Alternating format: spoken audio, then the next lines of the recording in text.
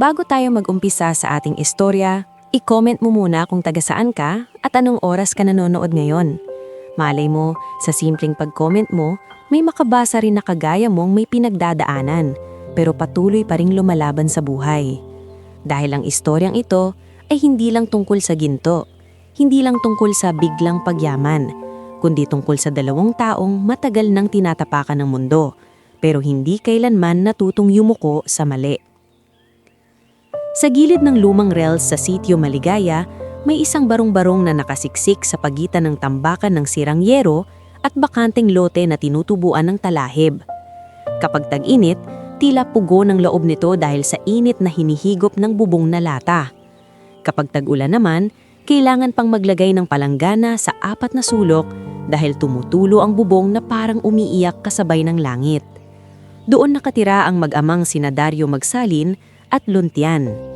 Si Dario ay 42 taong gulang, payat, maitim ang batok sa araw at may mga kamay na halatang sanay sa hirap.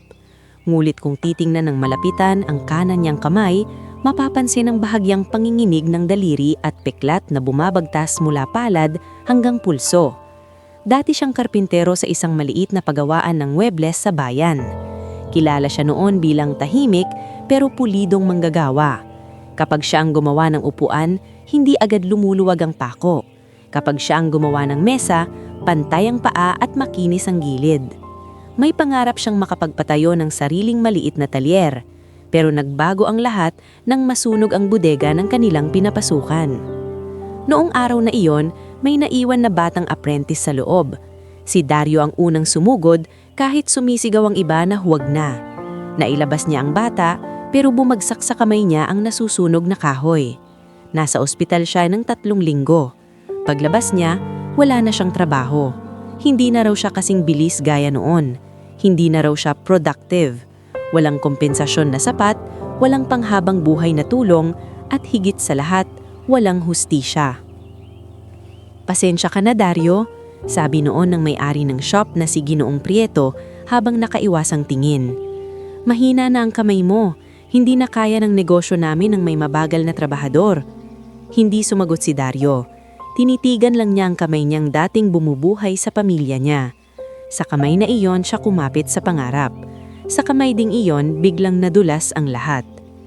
Ang anak niyang si Luntian naman ay 13 taong gulang. Payat din tulad ng ama, pero maliwanag ang mga mata.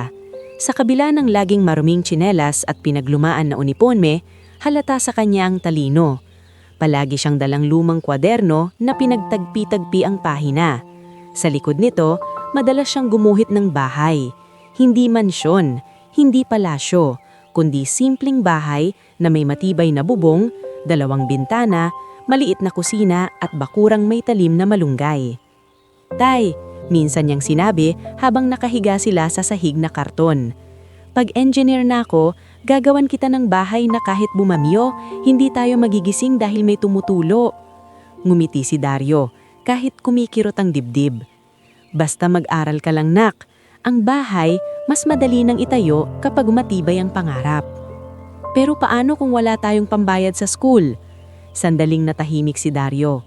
Narinig nila ang patak ng tubig mula sa bubong kahit hindi umuulan, dahil may nakatirang tubig sa butas ng yero.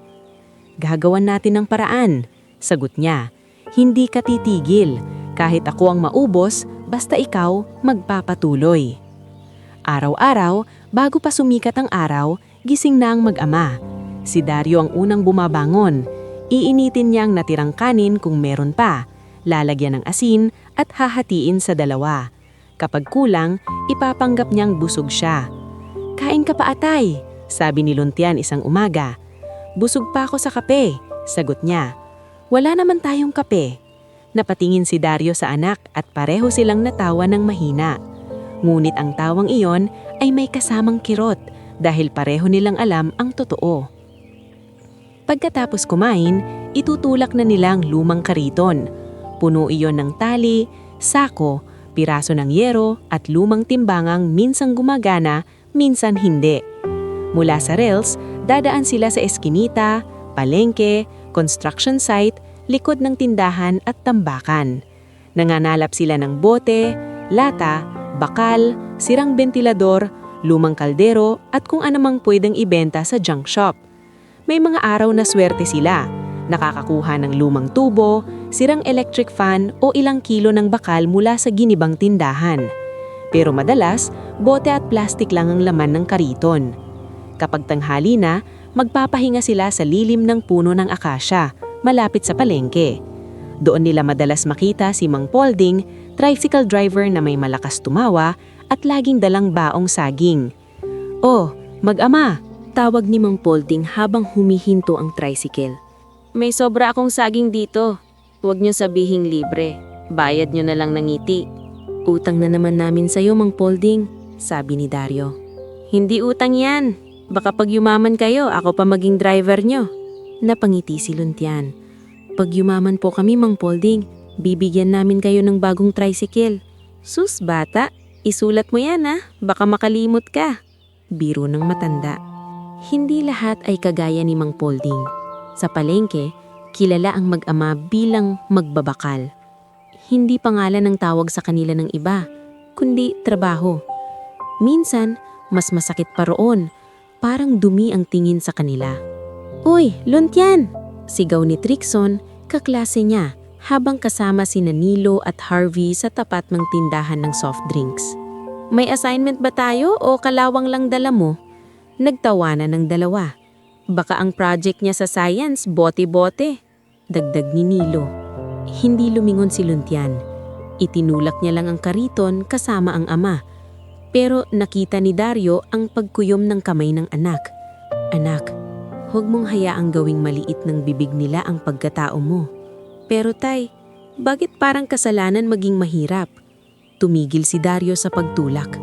Tumingin siya sa anak, sa pawis nitong dumadaloy sa noo, sa batang masyadong maaga natututong magtiis. "Hindi kasalanan ng maging mahirap," sabi niya. "Ang kasalanan, ang mang-api ng mahirap." Sa dulo ng palengke, naaroan ang pwesto ni Mireya Santelmo, isang tindera ng prutas na kilala sa makikinang na alahas at matalas na dila. Kapag dumaraan sina Dario at Luntian, lagi siyang nakataas ang kilay. "Huwag niyang idikit yung kariton niyo sa pwesto ko," singal niya isang umaga. "Baka magsialisan ng suki ko sa amoy niyo." "Dadaan lang po kami, Aling Mireya," magalang na sabi ni Dario. "Dadaan? Araw-araw na lang kayong dumadaan. Baka may minamanmanan kayo rito." Namula ang mukha ni Luntian. "Hindi po kami nagnanakaw," sabi ng bata, halos pabulong. "Ay, nagsalita," singal ni Mireya. "Hindi lahat ng nagugutom nagnanakaw, pero karamihan natutukso." Bago pa makasagot si Dario, hinawakan ni Aling Sabel ang balikat ni Luntian. Si Aling Sabel ay matandang kapitbahay nilang nagtitinda minsan ng lugaw sa maliit na kaldero. Wala rin itong marangyang buhay, pero kapag may sobra, lagi nitong tinatawag ang mag-ama. "Tama na, Mireya. Hindi porke may putik ang paa ng tao, marumi na ang puso. Pakialamera ka rin, Sabel," irap ni Mireya. "Mas mabuti ng pakialamera kesa mapangmata." Mabilis na hinila ni Dario si Luntian palayo. Ayaw niyang lumaki ang gulo. Sanay siyang lunukin ang kahihiyan, pero hindi niya kayang makita ang anak na unti-unting nasasanay na yurakan. Sa junk shop naman ni Brando Hilario, ibang klase ang pang-aapi. Malaki ang katawan ni Brando, laging may hawak na calculator, pero mas mabilis pa sa calculator ang kamay kapag niloloko ang timbang. 6 na kilo lang to," sabi ni Brando habang nakatingin sa timbangan. "Parang 10 po yang, Mang Brando. Tinimbang ko po kanina sa school gamit yung scale sa lab." Tumawa si Brando.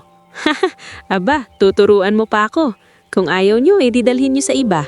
Kaso, sino bang bibili sa basura nyo?" Hinawakan ni Dario ang balikat ng anak. "Hayaan mo na."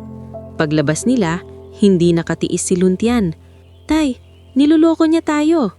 "Alam ko. Bakit pumapayag tayo? Dahil sa ngayon, kailangan nating kumain. Pero tandaan mo, anak, hindi ibig sabihin na talo tayo ngayon, talo tayo habang buhay." Ang pinakamasakit ay tuwing gabi, kapag tahimik na ang paligid at tanging kuliglig at malayong ingay ng tren ang naririnig. Doon bumabalik ang alaala ni Maristela, asawa ni Dario at ina ni Luntian, 3 taon siyang wala. Dati siyang mananahi sa paggawaan ng tela, laging nakayuko sa makina, laging humihinga ng alikabok at hibla. Noong nagsimula siyang umubo ng may dugo, inakala muna nilang pagod lang. Nang nadala sa ospital, huli na ang lahat.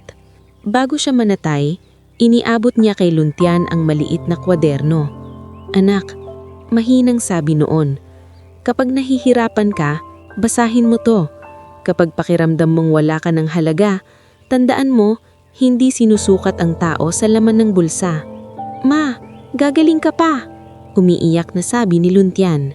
Ngumiti si Maristela, naninginig ang labi. "Magiging mabuti kang tao. Mas mahalaga yon kaysa maging mayaman." Hanggang ngayon, itinatago ni Luntian ang kwaderno sa ilalim ng unan. May mga pahina doon na may sulat ng ina, may simpleng dasal, may listahan ng pangarap at may drawing ng bahay na gusto nilang itayo. Minsan, nahuhuli ni Dario ang anak na hinahalos ang pahina na parang mukha ng inaanak ang naroroon. Isang hapon, dumating si Luntian mula sa paaralan na mabigat ang mukha. Hawak niya ang papel mula sa principal's office. Nakita agad ni Dario ang kaba sa mga mata ng bata. "Ano yan, anak?" Hindi agad sumagot si Luntian. Iniabot lang niya ang papel. Binasa ni Dario ang nakasulat. Kailangan ng bayaran ng matagal na balanse sa miscellaneous fees. Kung hindi ay hindi papayagang kumuha ng exam si Luntian. Para sa iba, maliit lang ang halaga. Pero para sa kanilang dalamang minsan asin lang ang ulam, parang bundok iyon. "Tay," sabi ni Luntian, pilit pinapatatag ang boses. "Pwede naman akong tumigil muna. 1 taon lang. Tutulong ako sa iyo kapag nakaipon." "Hindi," putol ni Dario. "Pero nahihirapan ka na." "Mas mahihirapan ako kung makita kitang isinusuko ang pangarap mo." "Pangarap din naman kita, tay." Napayuko si Dario, parang may humawak sa puso niya. Lumapit siya sa anak at niyakap ito ng mahigpit. "Makinig ka sa akin, Luntian. Ang trabaho ko, itulak ang kariton. Ang trabaho mo, itulak ang buhay mo papunta sa lugar na hindi ko naabot." Kinabukasan, halos hindi na nagpahinga si Dario. Umaga, nagbakalbote sila. Tanghali, nagbuhat siya ng sako sa bodega ni Don Crispulo, kontratistang kilala sa pagiging barat. Hapon, nag-ayos siya ng sirang upuan sa karinderya. Gabi, bumalik siya sa tambakan para maghanap ng dagdag na bakal. Hindi niya sinabi kay Luntian na kumikirot na ang balikat niya. Hindi niya rin sinabi na minsan, nanlalabo ang paningin niya sa pagod. Isang gabi ng malakas na ulan habang pauwi sila, nadulas ang gulong ng kariton sa putik. Tumagilid ito at bumagsak ang ilang piraso ng bakal. Sinubukang saluhin ni Dario ang kariton pero siya mismo ang natumba. Tumama ang balikat niya sa bato. "Tay!" sigaw ni Luntian. Tumakbo ang bata at inalaya ng ama. May dugo sa siko ni Dario at halatang pinipigilan nitong mapangiwi. "Ayos lang ako," sabi niya. "Hindi ka ayos. Lagi mong sinasabing ayos ka kahit hindi." Napaupo si Dario sa gilid ng daan, basang-basa ng ulan. Si Luntian, nanginginig ng takot at pagod, ay lumuhod sa harap niya. "Tumigil na muna ako sa school, tay. Ako na ang bahala sa'yo." Mahigpit na hinawakan ni Dario ang kamay ng anak. "Kapag tumigil ka, anak, parang sinabi na rin dating tama sila, na hanggang dito lang tayo, na ang anak ng magbabakalbote lang din habang buhay. Hindi ako papayag." Kinabukasan, kumalat ang balita na gigibain na ang lumang mansyon ng mga Villaclara sa kabilang barangay. Matagal nang abandonado ang mansyon. May nagsasabing dating tirahan iyon ng mayamang pamilya na umalis sa bayan matapos ang sunod-sunod na gulo sa mana. May nagsasabing may mga lumang gamit pa sa loob, pero karamihan ay inaanay at kinakalawang na. Nang marinig iyon ni Mang Polding, agad niyang hinanap si Dario. "Dario," sabi niya habang nakaparada sa tapat ng barong-barong, Baka gusto mong sumilip sa lumang mansyon bukas. Sabi ng trabahador doon, pwedeng kunin ng magbabakal bote ang tira-tirang bakal pagkatapos gibain ng bodega. Sigurado ka? Tanong ni Dario. Oo, basta maaga kayo. Baka unahan kayo ng iba. Lumiwanag ang mukha ni Luntian. Tay, baka makakuha tayo ng maraming bakal. Pambayad sa exam. Hindi agad sumagot si Dario. Masakit pa rin ang balikat niya. Nungitik nang maita niya ang pag-asang bumalik sa mata ng anak, tumanggo siya. Sige, bukas bago mag-umaga, pupunta tayo. Madilim pa nang umalis sila kinabukasan. Mahina ang hangin, basa pa ang lupa mula sa ulan kagabi, at nangingitim ang langit sa dulo ng bayan. Itinulak nila ang kariton sa tahimik na kalsada, dala-dala ang 2 sako, lumang flashlight at konting pandesal na bigay ni Aling Sabel. Pagdating nila sa lumang mansyon ng Villa Clara, tumambad sa kanila ang mataas na pader na may bitak-bitak, tarangkahang kinakalawang at harding halos nilaman na ng dama. Ang dating grandiosong bahay ay nakatayo pa pero parang pagod na sa bigat ng taon. May mga trabahador na nag-aalis ng kahoy, may bulldozer sa giid at naroon si Don Crispulo, nakapamaywang habang sumisigaw ng utos. "Oh, kayo," sabi ni Don Crispulo nang makita sina Dario. "Sa likod kayo, bodega lang. Kunin niyo lang yung basura. Huwag kayong papasok sa main house, malinaw?" "Opo," sagot ni Dario. Dinala nila ang kariton sa likod ng mansyon. Doon mas maraming giba. May lumang kabinete, sirang kama, kalawanging tubo at pira-pirasong bakal mula sa bubong. Mabilis silang nagtrabaho. Si Luntian ang naghihiwalay ng bote at maliliit na bakal habang si Dario ang nagbubuhat ng mabibigat. Makalipas ang ilang oras, habang sinusubukan ni Luntian hilahin ang piraso ng lumang yero sa tabi ng gumuhong aparado, may narinig siyang kakaibang tunog. Hindi tunog kahoy, hindi rin tunog lata. "Tay," tawag niya. "Parang may nasa ilalim." Lumapit si Dario. Tinulungan niyang alisin ang yero, basag na kahoy at makapal na alikabok. Doon nila nakita ang sulok ng isang kahong bakal, makapal, mabigat at halos kulay lupa na sa kalawang. "Ano to?" Bulong ni Luntian. Lumuhod si Dario at kinapa ang gilid. Parang lumang safe box. May laman kaya? Baka wala, baka puro kalawang lang. Ngunit nang subukan nilang hilahin, hindi ito gumalaw. Napakabigat nito. Iba ang bigat. Hindi lang bigat ng bakal. Parang may itinatagong panahon sa loob. Tumingin si Luntian sa ama. Sa unang pagkakataon matapos ang maraming linggo, may kakaibang kislap sa kanyang mga mata. "Tay, iuuwi ba natin?" Sandaling nag-isip si Dario. Tumingin siya sa paligid. Wala namang pumapansin sa kanila. Ang bili ni Don Crispulo, kunin ang basura sa bodega. At sa itsura ng kahon, para sa iba, basura lang iyon. Kung bakal ito, may halaga kahit paano, sabi ni Dario. Pero kung may laman, aalamin natin ng tama. Hindi tayo magnanakaw. Tumanggo si Luntian. Halos 1 oras nilang pinaghirapang isakay ang lumang safe box sa kariton. Ilang beses dumulas ang lubid. Ilang beses napaupo si Dario sa sakit ng balikat. Pero hindi sila sumuko. Nang sa wakas ay nasa kariton na ang kahon, parehong hingal na hingal ang mag-ama. Hindi pa nila alam kung ano ang laman nito. Hindi pa nila alam na sa loob ng kinakalawang na safe box na iyon, nakatago ang bagay na babago ng takbo ng kanilang buhay. Ang alam lang nila, kailangan nila itong maiuwi. Kailangan nilang maitawid sa kalsada, sa palengke, sa mga matang mapanghusga at sa mundong sanay tumawa sa mahihirap na nangangarap. Itinulak ni Dario ang kariton. Sumampa si Luntian sa likod para alalayan ang kahon. "Handa ka na, anak?" tanong ni Dario. "Opo, tay."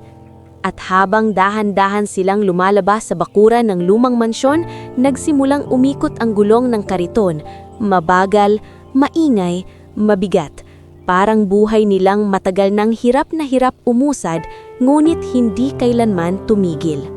Mabagal na umusad ang kariton palabas ng bakuran ng lumang mansyon ng Villa Clara. Sa bawat ikot ng gulong, kumakalampag ang kinakalawang na safe box na nakatali sa likod, habang tila humihinga ng mabigat ang buong kariton sa sobrang bigat nito. Hawak ni Dario ang magkabilang hawakan, nakayuko ang katawan, nangingitim ang mga ugat sa balikat sa tindi ng puwersang ibinibigay. Si Luntian naman ay nasa gilid, isang kamay sa lubid, isang kamay sa gilid ng kahon, alalay na alalay upang hindi ito dumulas pababa. Hindi na sila katulad kaninang madaling araw na may konting pag-asa na makakakuha ng ilang kilo ng bakal. Ngayon, may dala silang isang bagay na hindi nila lubos maintindihan. Parang itong lumang bibig na ayaw magsalita. Isang kahong matagal nang naghihintay sa ilalim ng alikabok at sila ang napiling makakita. "Tay, mabigat talaga," hingal na sabi ni Luntian habang pinipigilan ang pagkadulas ng kahon sa lubak. "Dahan-dahan lang anak, mas mabuti nang mabagal kaysa matumba tayo." Napatingin si Luntian sa mukha ng ama. Pawis na pawis ito kahit hindi pa tanghali. Halata rin sa panga nitong pinipigilan ang sakit sa balikat, lalo na sa bahaging natamaan noong nakaraang gabi. Gusto sana ng bata na sabihin na iwan na lang muna nila ang safe box at balikan kapag may kasama na silang iba. Ngunit natatakot din siyang baka pagbalik nila ay wala na iyon. Hindi dahil nais nilang angkinin agad ang anumang nasa loob, kundi dahil alam nilang kapag nakuha iyon ng mga taong kagaya ni Don Crispulo o Brando, maaaring hindi na nila kailanman malaman ang totoo. Sa labas ng mansyon, nakasalubong nila ang dalawang trabahador na nagpapahinga sa ilalim ng puno. Ang isa ay si Ramilon, payat na lalaking may bitbit na martilyo. Ang isa naman ay si Cardo, mataba at mapagbiro. "Ano yan, Dario? Mukhang pinaghukayan nyo ng kayamanan na." Tumawa si Cardo. "Kayamanan? Tingnan mo nga, parang baol ng multo. Baka sumpalang laman yan." Hindi sumagot ng bastos si Dario. Tumanggol lang siya. "Lumang bakal siguro ito. Subukan naming ibenta kung may halaga," sabi ni Dario. Lumapit si Ramilon at tinulungan silang itulak ng ilang metro hanggang sa makalabas sa maputik na bahagi ng kalsada. "Mag-ingat kayo," bulong nito kay Dario. "May mata si Don Crispulo kahit nakatalikod. Kapag naamoy niyang may halaga yan, baka habulin kayo." Sandaling natigilan si Dario. "Wala namang kaming tinatago." "Alam ko, pero sa mundo natin, minsan kahit wala kang tinatago, may gagawa ng kasalanan para mapasama ka." Tumanggo si Dario at muling itinulak ang kariton. Habang papalayo sila sa mansyon, lalong dumibigat ang daan. May bahagi ng kalsada na lubak-lubak dahil sa dinaanan ng truck. May bahaging maputik dahil sa ulan. Ilang beses sumayad ang ilalim ng kariton. Ilang beses din kailangan ni Luntian na maglagay ng bato sa ilalim ng gulong para makaahon. Sa unang oras ng paglalakad, walang gaanong tao. Ngunit habang papalapit sila sa palengke, unti-unting dumami ang nakakatingin. Karaniwang nakikita ng mga tao sina Dario at Luntian na may bitbit ng sako ng bote o kumpol ng yero, ngayon ay iba ang dala nila. Isang malaking safe box na halos sinlaki ng maliit na aparado, maitim sa kalamang, may makapal na kandado at tila nanggaling sa ulang pelikula. Sa tapat ng terminal, nakita nila si Mang Polding. Agad nitong inihunto ang tricycle at napakamot sa ulo. "Sus Mariose Paul!" sigaw niya. "Ano namang dambuhalang bakal yan?" "Safe box daw, Mang Polding," sagot ni Luntiana habang humihinga ng malalim. "Safe box? Aba, baka may kayamanan nga." Ngumiti si Dario pero hindi iyong ngiting masaya. Kung kayamanan man ito, sana pambayad lang muna sa exam ni Luntiana.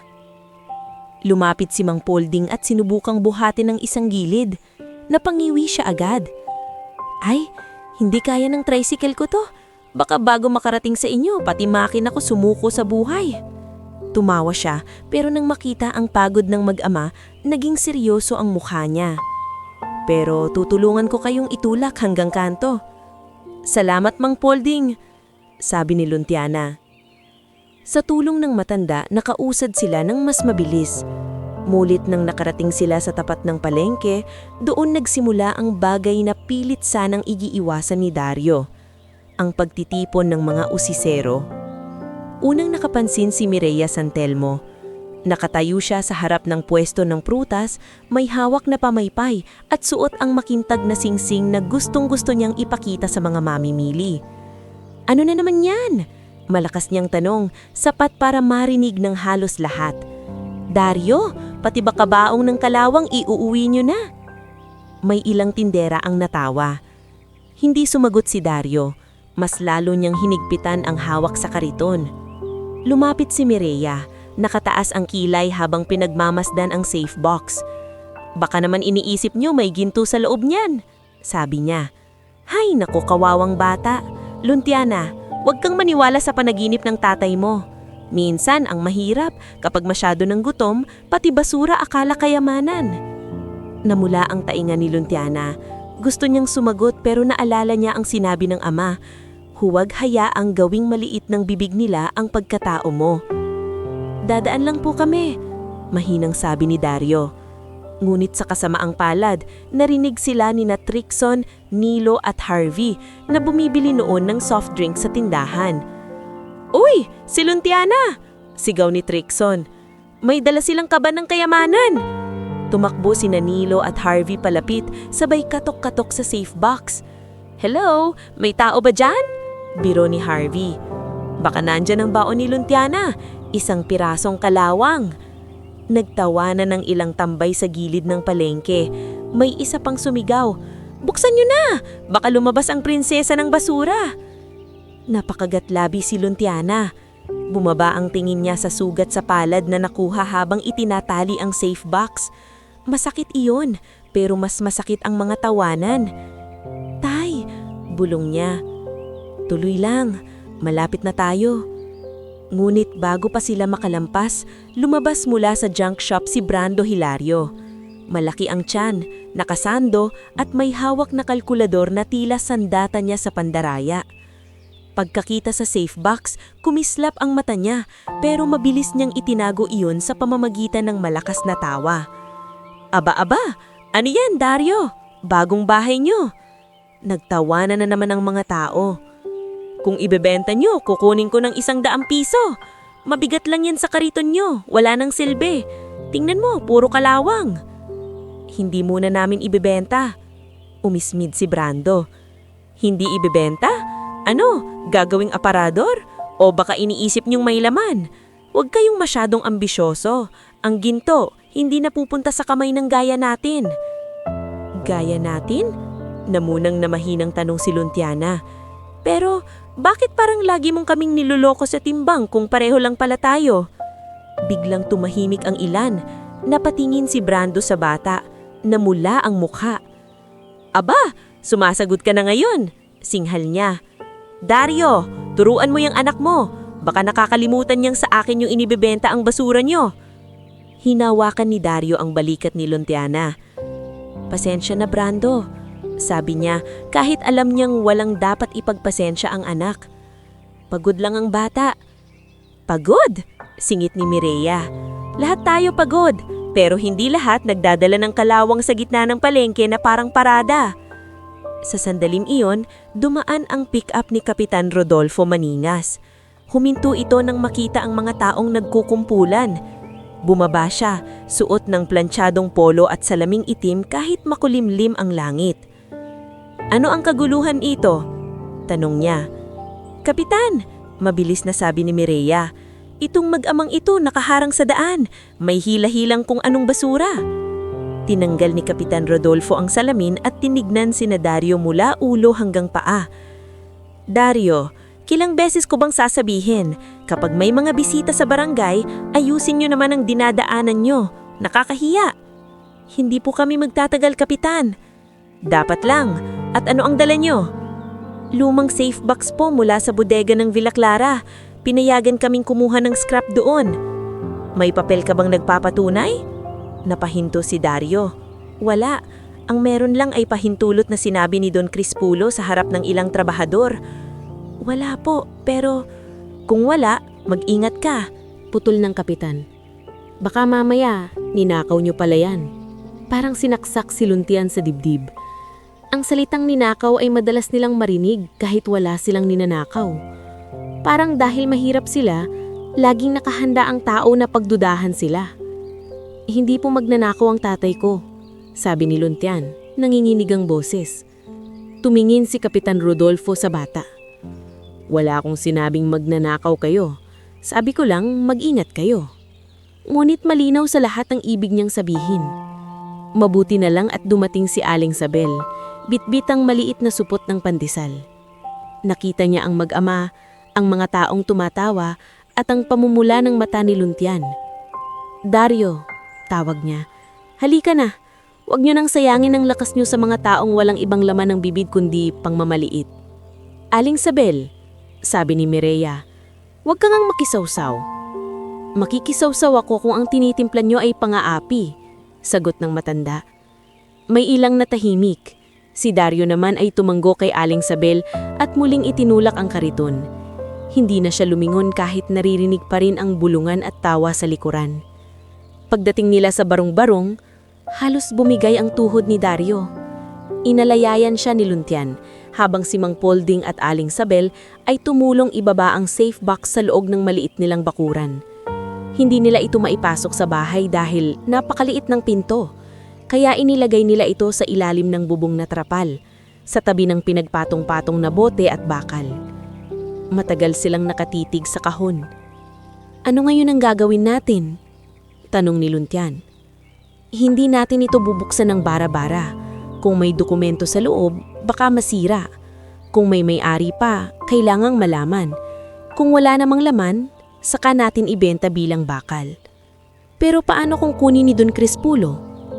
Bago mangyari yon, kailangan may saksi tayo. Pinatawag nila si Ginoong Abdon, ang gurong matagal nang naniniwala sa talino ni Luntian. Dumating itong kinagabihan, dala ang payong at maliit na flashlight. Luntian, sabi ng mga bata sa school, may inuwi raw kayong safe box. Bungangad niya. Opo sir, sagot ni Luntian. Pero hindi po namin alam ang laman. Tinignan ni Ginoong Abdon si Dario. Tama ang ginawa niyong hindi muna ibinenta. Sa ganitong bagay, kailangang maingat. May kilala akong locksmith. Matanda na pero marunong sa lumang kandado. Si Mang Oryo. Si Mang Oryo ay dating gumagawa ng susi sa palengke. Halos puti na ang buhok, malabo na ang isang mata, pero kilala sa pagiging maingat. Nang dumating siya, may dala siyang maliit na kahon ng lumang tools. Aba, sabi niya, nang makita ang safe box. Matagal-tagal na itong hindi nabubuksan. Hindi ito ordinaryong baol. Makapal ang bakal, luma ang lock. Baka galing pa ito sa panahon ng lolo nyo.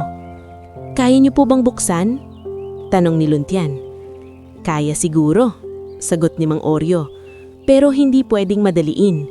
Kapag pinwersa, baka masira ang laman kung meron man.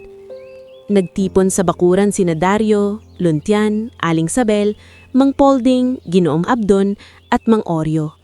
Tahimik ang gabi, maliban sa huni ng kuligrig at malayong tahol ng aso. May maliit na lampara sa tabi ng safe box. Bawat galaw ni Mang Oryo ay mabagal, maingat, parang doktor na nag-oopera sa sugatang pasyente. Habang hinihintay nila, naupo si Luntian sa tabi ng ama. Tay, bulhong niya, kung sakaling may laman to, atin ba yon? Tumingin si Dario sa safe box, pagkatapos sa anak. Hindi natin alam, pero tandaan mo anak, ang kayamanang nakuha sa maling paraan, kahit gaano karami, mabigat dalhin. Kung may laman yan, aalamin natin kung kanino dapat mapunta. Kung wala, edi bakal pa rin. At least, sinubukan natin. Ngumiti ng mahagya si Luntian, pero ramdam niyang may kung anong kaba sa dibdib niya. Lumipas ang 1 oras, 2, 3. Ilan beses nagpahinga si Mang Oryo dahil nanginginig na ang kamay. Si Aling Sabel naman ay nagluto ng manipis na kape at pinainom sila kahit halos tubig lang ang lasa. Si Mang Polding naman ay panay biro para mawala ang kaba. Kung multo ang laman yan, sabihin nyo lang, ihahantod ko pabalik sa mansyon pero dagdag pasahe. Napatawa si Luntian sa kabila ng kaba. Bandang hating gabi, may narinig silang mahinang click. Natigil ang lahat. Humina ng malalim si Mang Oryo. Ayun, bumigay. Dahan-dahan niyang iningat ang makapal na hawakan. Kinalawang ang bisagra, parang umuungol matapos ng mahabang pagkatulog. Sumingaw mula sa loob ang amoy ng lumang papel, tela at bakal na ilang dekadang hindi nasikatan ng hangin. Hindi agad nakita ang laman dahil may nakapatong na makapal na telang kupas. Tumingin si Mang Oryo kay Dario. Ikaw ang nakahanap. Ikaw ang iaangat. Nanginginig ang kamay ni Dario nang hawakan niyang tela. Hindi dahil sa kasakiman, kundi dahil sa takot. Takot na baka wala. Takot na baka meron. Takot na baka ang gabing ito ang magbukas ng pintong hindi na nila maisasara. Dahan-dahan niyang inangat ang tela. Sa ilalim nito, tumambad ang mga lumang baryang kumikislap sa liwanag ng lampara. May maliliit na baras ng ginto, ilang alahas na nakabalot sa lumang pelus at mga salyadong sobre na naninilaw na sa tanda. Sandaling walang nakapagsalita. Kahit si Mang Polding na laging may biro ay napatanga. Diyos ko! Bulong mi Aling Sabel. Napaatras si Luntian, hawak ang bibig. Tay! Hindi gumalaw si Dario. Parang hindi niya alam kung hihinga ba siya o luluhod. Ang safe box na pinagtawanan sa palengke, ang kahong tinawag na basura, ang kalawang na inakala nilang pangdagdag timbang lang ay puno ng gintong hindi nila kayang bilangin sa unang tingin. Ngulit sa halip na tumalon sa tuwa, biglang isinara ni Dario ang tela sa ibabaw ng ginto. Walang kagalaw, mariin niyang sabi. Napatingin sa kanya ang laat. Dario? Tanong ni Mang Polding. Tumingin si Dario kay Luntian. Anak, hindi porke nakita natin, atin na agad. Bukas na bukas, hahanap tayo ng tamang tao na makakatulong malaman kung ano ito. Hindi natin ibebenta ng palihin. Hindi natin itatago na parang magnanakaw tayo. Tumulo ang luha ni Luntian. Hindi niya alam kung dahil sa saya, takot o pagod. Opo, Tay. Kinuha ni Ginoong Abdon ng isang sobre mula sa ibabaw, hindi binubuksan ng iba. May nakasulat sa harap sa lumang tinta. Para sa sinumang tapat na makakahanap, alamin muna ang tunay na habilin. Binasa niya iyon ng malakas, lalong tumahimik ang gabi. May habilin, sabi ni Ginoong Abdon. Dario, mukhang hindi lang ito basta kayamanan. Kung ganun, sabi ni Dario, mas lalo nating kailangang gawin ng tama. Ngunit hindi nila alam na sa labas ng bakuran, may isang aninong saglit na nawala sa likod ng poste. Isang batang inutusan lamang mang-usisa, pero nakita ang kislap ng ginto sa pagitan ng siwang ng trapal. Kinabukasan, bago pa makapunta sina Dario sa abogado o munisipyo, kumalat na ang balita sa sitio Maligaya. At ang mga taong kaninang tumatawa sa kanila, isa-isang nagsimulang lumapit, hindi para humingi ng tawad, kundi para makisawsaw sa kayamanang hindi nila pinaghirapan at hindi nila pinalahalagahan noong ito'y mukha pang basura. Kinaumagahan, hindi pa man sumisikat ng buo ang araw, may kakaiba ng ingay sa labas ng barong-barong ni Dario at Luntian. Hindi iyon karaniwang tunog ng manok, padyak ng tricycle o kalampag ng kariton ng mga nagbabakal bote. Bulungan iyon ng mga taong nagtitipon, mga paang mabibigat na humahakbang sa basang lupa at mga boses na pilit pinapahina pero halatang gutom sa balita. Nakaupo si Luntian sa sahig, nakayakap sa lumang kwaderno ng kanyang ina. Halos hindi siya nakatulog buong gabi. Paulit-ulit na bumabalik sa isip niya ang kislap ng ginto sa loob ng safe box.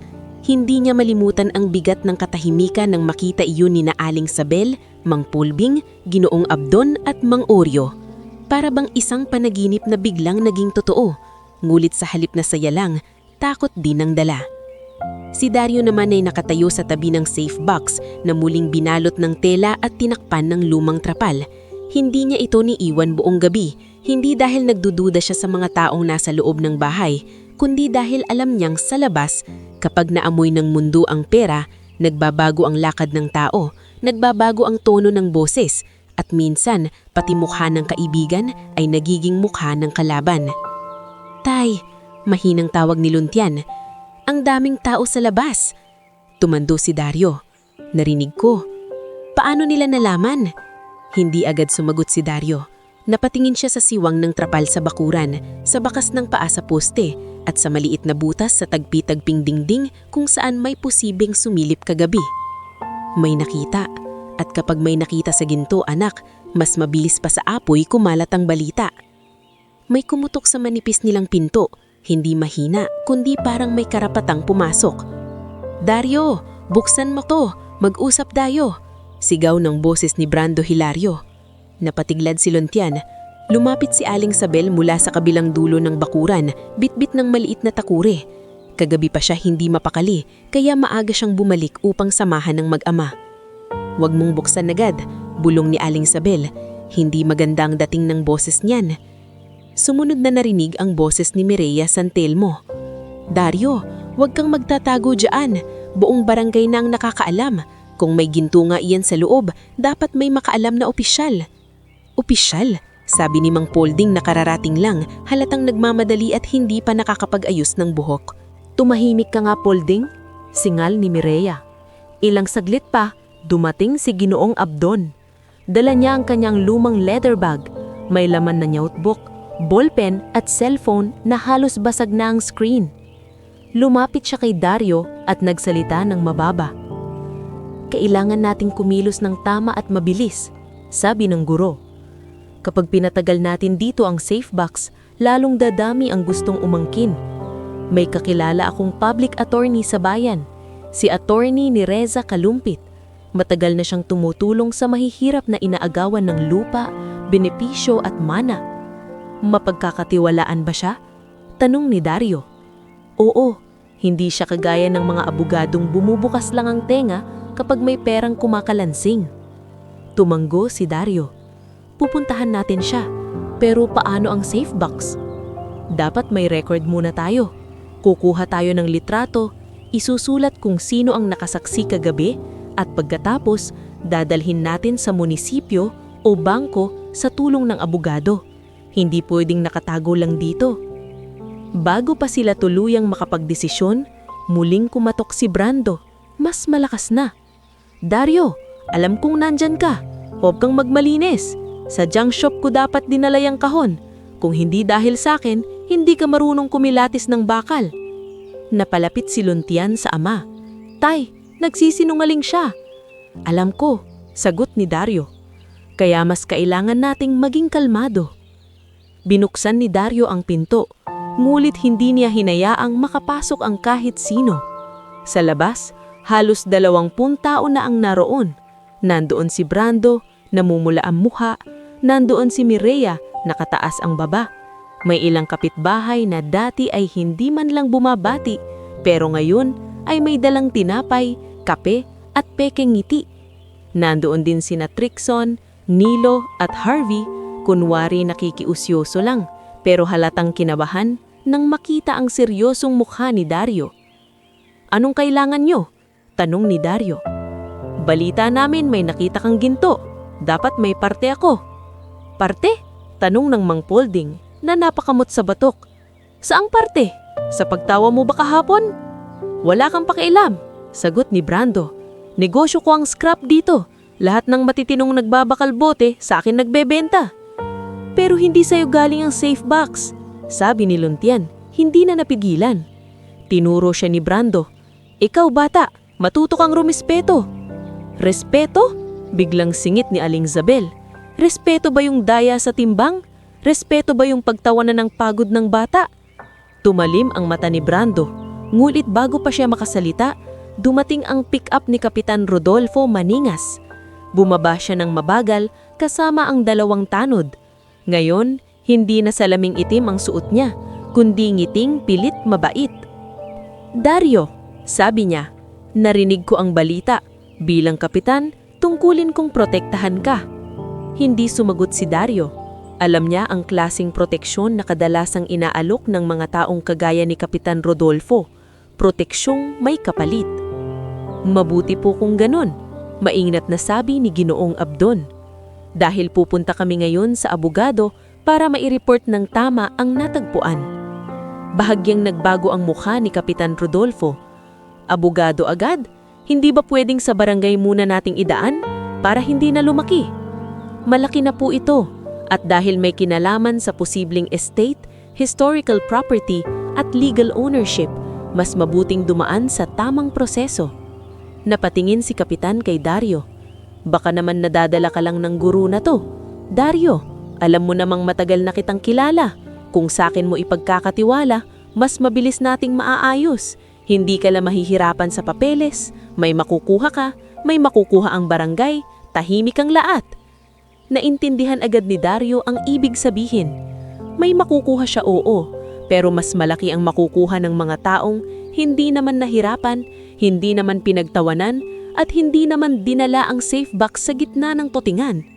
Kapitan, mahinaong sabi ni Dario, salamat po, pero itutuloy namin ang legal na proseso.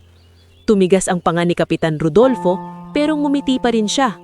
Sige, pero huwag mong sasabihin hindi kita binalawanan. Kapag may lumitaw na tunay na may-ari niyan, baka kayo pa ang mapahamak. Ilang minuto matapos umalis ang kapitan, dumating naman ang isang lalaking nakaitim na polo, makintab ang sapatos at dalang folder. Nagpakilala siyang si Attorney Selvin Tadeo.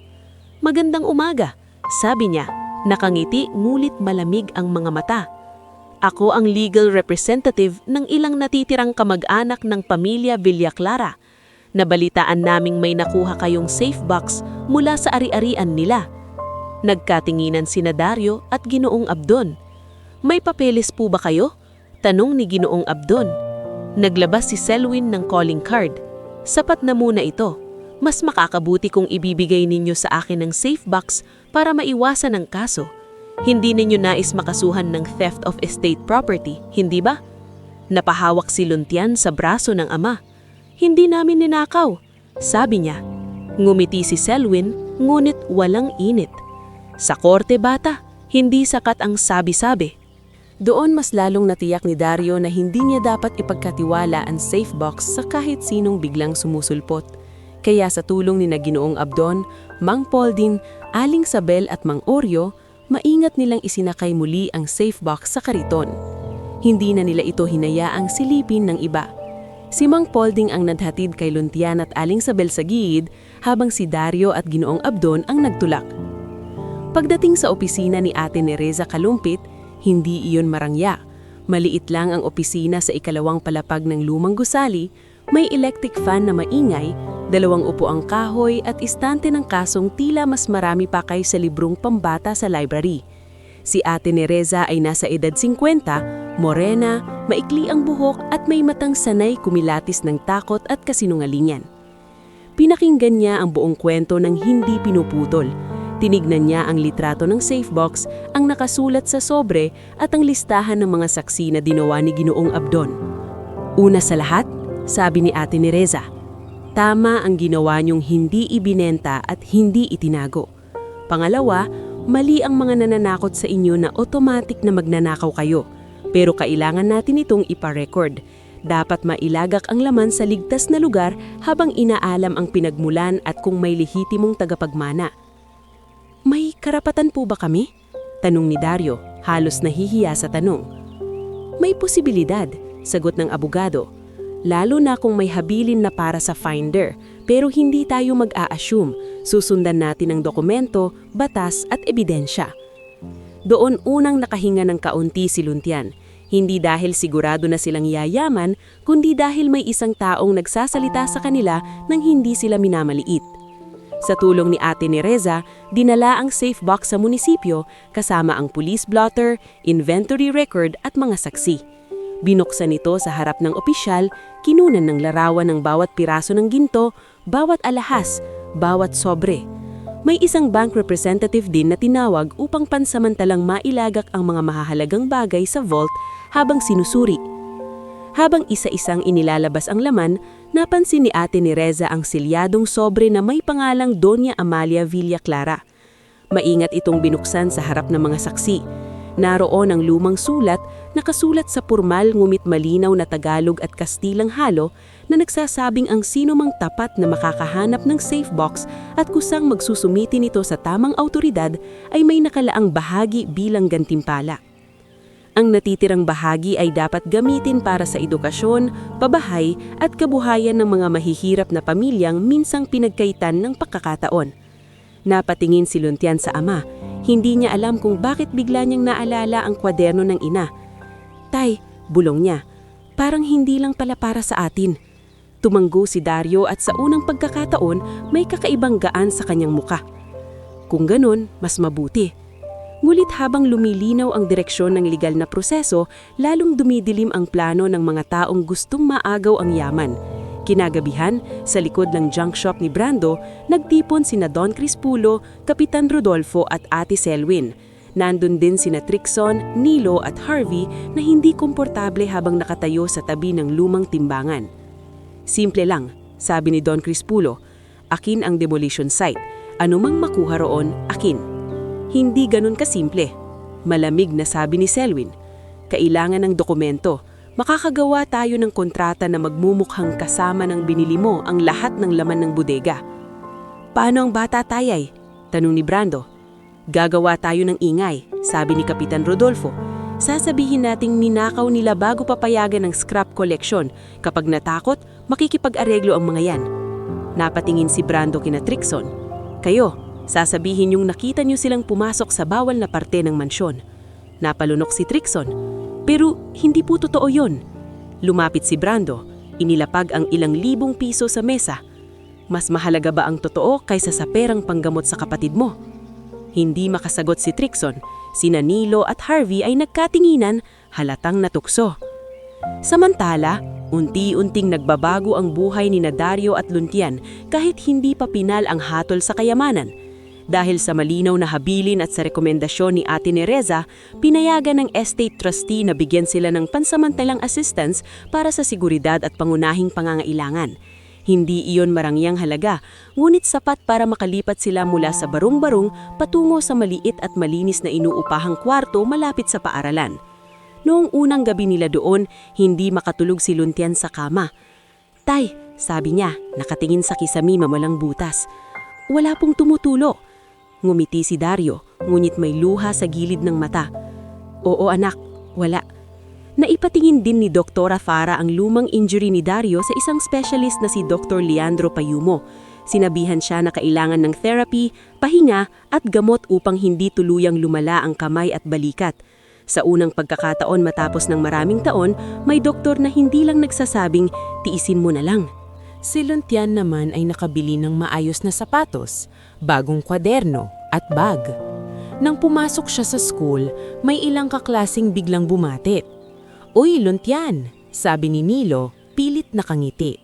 "Balita ko mayaman ka na raw." "Hindi pa," sagot ni Luntian. "At kahit kailan, hindi ko gustong maging mayabang." Ngunit hindi lahat ay natuwa. Si Harvey ay sumangot. "Akala mo kung sino ka na. Dati kalawang lang dala mo." Nang araw din iyon, ipinatawag siya ni Ginoong Abdon sa faculty room. "Luntian," sabi ng guro, "ituloy mo ang science fair project mo, yung water filter na gawa sa uling, graba, buhangin at recycled container. Maganda iyon." "Sir, bagay pa po ba sa akin iyon? Baka sabihin nila nagpapanggap lang akong mahirap." Huminga ng malalim si Ginoong Abdon. "Ang proyekto mo ay hindi tungkol sa pagpapanggap. Tungkol iyon sa pinanggalingan mo. Huwag mong ikahiya ang pinagdaanan mo dahil iyon ang magtuturo sa iyo kung paano tumulong." Sa kabilang banda, sinimula ni Dario ang maliit na Maristela Reuse Center sa tulong ng legal assistance at kaunting pautang mula sa programang inirekomenda ni Attorney Nereza. Hindi pa ito malaking negosyo. Isang malinis na pwesto lang na may maayos na timbangan, bubong na yero at karatulang ipininta ni Luntian. Ngunit malaking bagay iyon sa mga dating nagbabakal bote na sawa na sa daya ni Brando. "Dario," sabi ni Ka Olderico, isang matandang mangangalakal ng bote, habang tinitignan ng timbang. "Tama ba to? Mas mataas kaysa kay Brando?" Tama yan, sagot ni Dario. Kung 10 kilo, 10 kilo. Hindi 9, hindi 8. Napaluha ang matandang lalaki. Sa tagal kong nagbubuhat ng basura, ngayon lang ako tinimbang ng parang tao. Sa gabi, habang nag-aayos ng resibo si Dario, pumasok si Luntian dala ang science project niya. Tahimik silang nagkatitigan. Hindi pa tapos ang kaso, may mga taong naninira pa rin sa kanila. May paparating pang hearing, pero iba na ang ihip manghangin. Tay, sabi ni Luntian, natatakot pa rin ako. Ako rin, sagot ni Dario, pero hindi ibig sabihin ng takot ay titigil tayo. Paano kung maagaw nila ang lahat? Tumingin si Dario sa maliit na karatulang may pangalan ni Maristela. Kung pera ang maagaw nila, masakit. Pero kung mananatili tayong tapat, hindi nila makukuha ang pinakamahalaga. Sa labas, nagsisimula ng umulan. Ngunit sa pagkakataong iyon, nandito sila sa maliit na kwartong may tuyong sahig, may ilaw, at may pag-asang hindi na kasing liit ng dati. At habang inihahanda ni Attorney Nereza ang mga papeles para sa unang hearing, palihim namang inaayos ni na Don Crispulo, Brando, Kapitan Rodolfo, at Attorney Selwyn ang kasinungalingang gagamitin laban sa kanila. Hindi pa tapos ang laban. Ngunit sa unang pagkakataon, hindi na lang silang mag-amang nagtutulak ng kariton sa gitna ng tawanan. Sila na ngayon ang mag-amang may hawak na katotohanan, at ang katotohanan iyon ang pinakakinakatakutan ng mga taong matagal nang kumikita sa dilim. Hindi naging payapa ang mga araw bago ang unang hearing. Akala ni Luntian, matapos nilang mailagag ang ginto sa tamang autoridad at makahanap ng tapat na abogada, unti-unting tatahimik ang mundo sa paligid nila. Pero kabaligtaran ng nangyari. Habang mas lumilinaw ang katotohanan tungkol sa habilin ni Doña Amalia Villaclara, mas lalong kumakapal ang ulap ng kasinungalingan na binubuo ng mga taong gustong maagaw ang hindi naman sa kanila. Sa maliit na inuupahang kwarto ni Dario at Luntian, nakalatag sa mesa ang mga papeles na dala ni Attorney Kalumpit. May kopya ng police blotter, inventory ng laman ng safe box, litrato ng lumang ginto, paghahayag ni Aling Sabel, Mang Polding, Ginoong Abdon at Mang Oreo, pati ang kopya ng sulat ni Doña Amalia na nagsasabing ang sino mang tapat na makakahanap ng safe box at mag-uurol nito sa tamang autoridad ay may nakalaang bahagi bilang gantimpala. Si Dario ay tahimik na nakaupo sa gilid. Sa harap niya, may tasa ng kape na matagal nang lumamig. Si Luntian naman ay nasa tabi ng bintana. Hawak ang kanyang science project na hindi niya magawang tapusin dahil sa bigat ng iniisip. Tay, sabi ng bata, paano kung hindi tayo paniwalaan? Tumingin si Dario sa anak. Nakita niya ang takot sa mga mata nito, pero hindi na yon takot ng batang pinagtatawanan sa palengke. Iba na ngayon, takot yon ng batang may gustong ipaglaban. Pwede tayong hindi paniwalaan agad, pero ang totoo, kahit tabunan hindi namamatay. Kailangan lang nating tumayo hanggang makita nila. Pumasok si Attorney Nereza mula sa maliit na pinto, dala ang folder na mas makapal kaysa dati. Kasama si Ginoong Abdon na halatang puyat rin at si Mang Polding na pilit nagpapatawa kahit ramdam ang tensyon. Nakuha ko na ang kopya ng unang inventory report sa demolition site. Sabi ni Attorney Nereza, mahalaga ito. Nakasulat dito na ang bodega sa likod ay cleared for scrap collection matapos alisin ang structural materials. Ibig sabihin, hindi kayo pumasok sa bawal na bahagi, gaya ng sinasabi nila. Napahinga ng malalim si Dario. Pero may problema, dagdag ng abogado. Napatingin si Luntian. Ano po? May isunumit na dokumento si Don Crispulo na nagsasabing binili niya raw hindi lang ang karapatan sa demolition kundi lahat ng laman ng lumang mansyon, kasama ang anumang matatagpuan sa bodega. Napakunot ang noo ni Ginoong Abdon. Pero bakit ngayon lang lumabas ang dokumentong iyan? Dahil malamang ngayon lang ginawa, malamig na sabi ni Attorney Nereza, kaya kailangan nating ipakita sa hearing na peke iyon.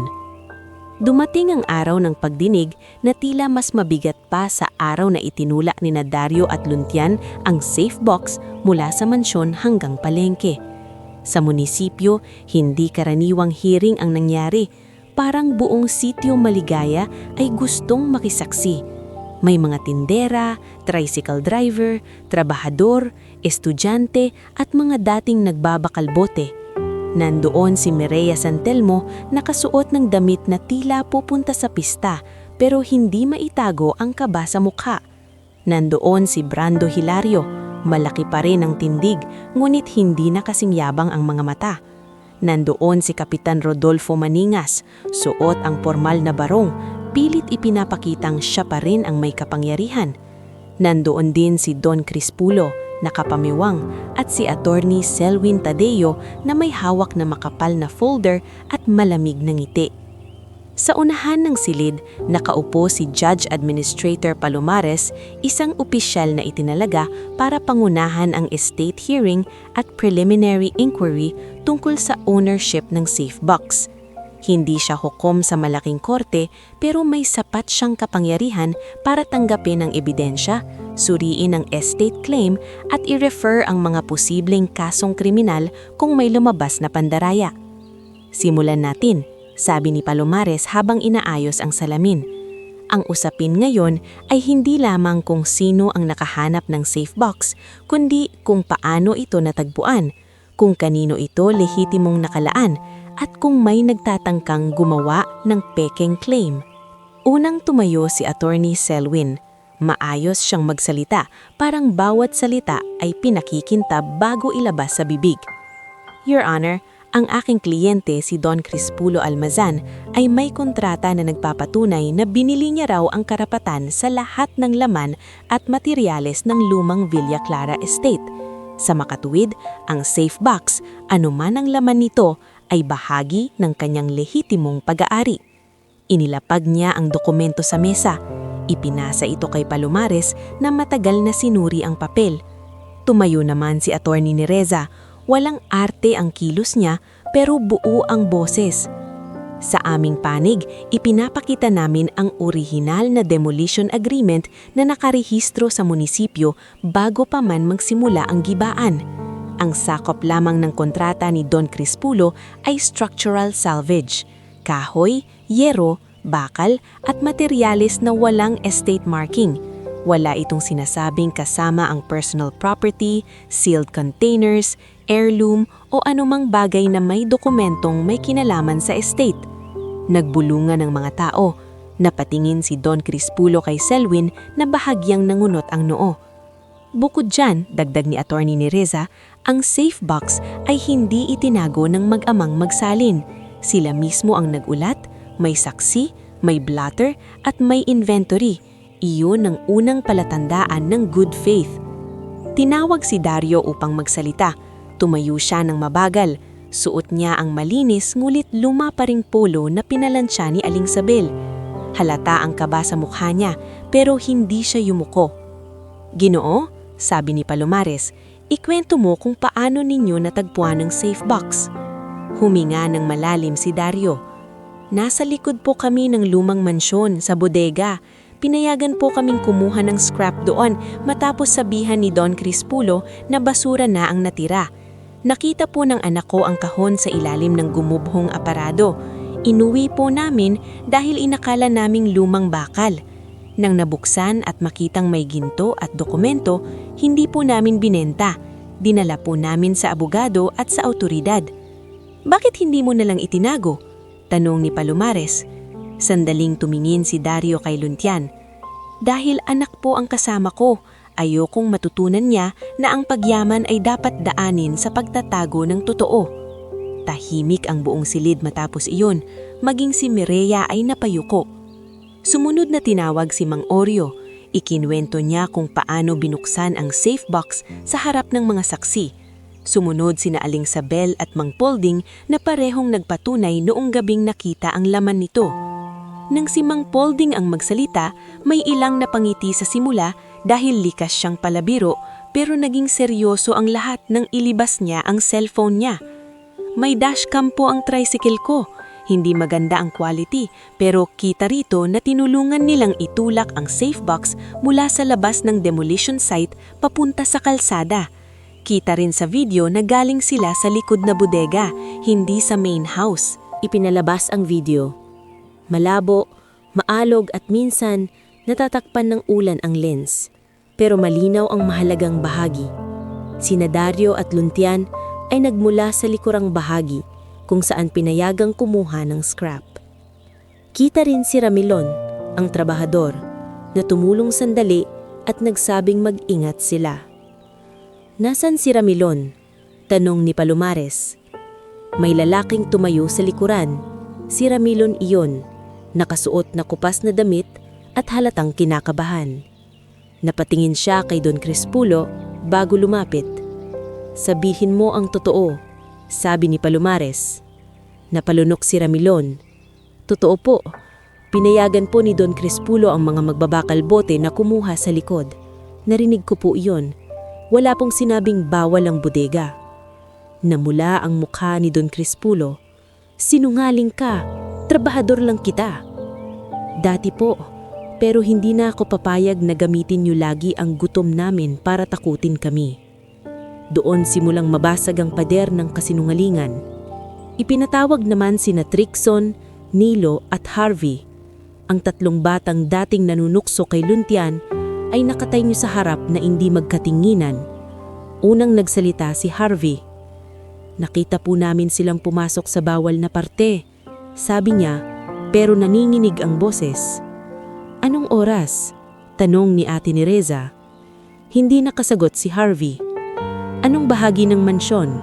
Dagdag niya. Tumingin si Nilo kay Brando. Namutla si Trixon. Ilang segundo pa, biglang humagulgol ang bata. Hindi po totoo, sabi ni Trixon. Pinapasabi lang po sa amin. Nagulat ang lahat. Tumayo si Brando. Hoy! Umupo ka, mariing utos ni Palomares. Patuloy na iniyak si Trixon. Binigyan po kami ng pera ni Mang Brando. Sabi niya, sabihin daw namin na nagnakaw sila. Kailangan ko po ng pera para sa gamot ng kapatid ko. Pero hindi ko na kaya. Tinulungan dati ni Mang Dario ang nanay ko nung wala kaming pambili ng bigas. Hindi po siya magnanakaw. Napaiyak si Luntian, hindi dahil sa galit, kundi dahil sa bigat ng narinig. Si Dario naman ay tahimik lang, pero ang mga mata niya ay puno ng lungkot para sa batang ginamit ng matatanda. Mabilis na nagbago ang hangin sa silid. Si Brando ay hindi na makatingin ng diretsyo. Si Kapitan Rodolfo ay nagkunwaring may binabasa sa cellphone. Si Ate Selwyn naman ay nananatiling matigas, pero namumutla na ang gilid ng labi. Pagkatapos, inilabas ni Ate Nereza ang pinakaimportanteng ebidensya, ang pagsusuri sa dokumentong isinumit na kontrata ni Don Crispulo. Ayon sa Municipal Records Officer, ang notarial number sa kontrata ay ginamit sa ibang dokumento noong petsang iyon. Iba rin ng format ng stamp at higit sa lahat, ang pirma ng dating estate caretaker ay pirma ng taong matagal nang patay bago pa umano ginawa ang kontrata.